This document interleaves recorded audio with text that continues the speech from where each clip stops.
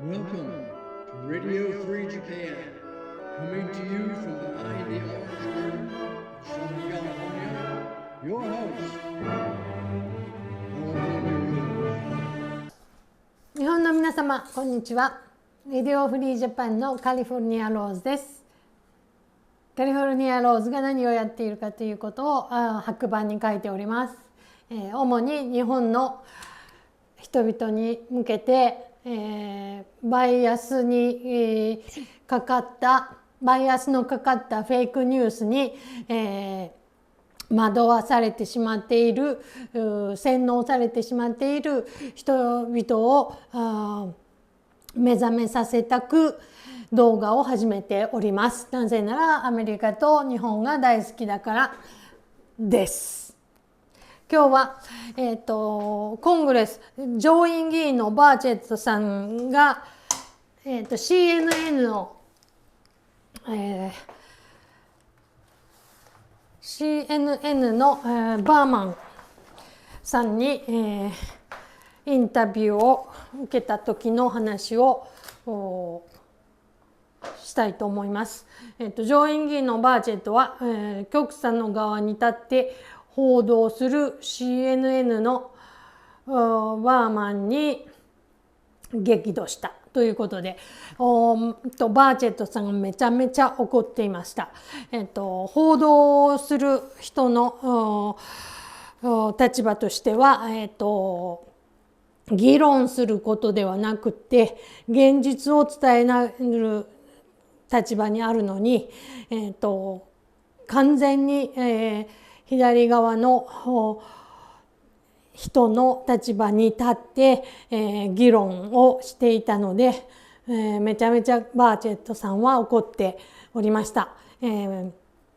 なぜかというとアメリカ連邦判事のジェームス・ボアズバーグがまたこれが極左の判事なんですけれども、犯罪者ベネズエラの犯罪者300人を、トランプさんの指示により、ベネズエラのエルサルバドルに送還するもうそうすごい凶悪犯罪者たちですを300人を、ベネズエラに送還するという約束が整ったために、先日、ベネズエラが向こうのお金で、用意した飛行機に、その300人の極悪犯罪者たちを乗せて、そしてエルサルバドルまで運んだんですが、このジェームス・ボアズバーグ判事はそれを送還するのを遅らせたいために、外国人法の適用でそれを審査するべきだ、と言って、なんとか、犯罪者たちを送り返したくないわけです。で、どんどんこちらにアメリカにはびこらせて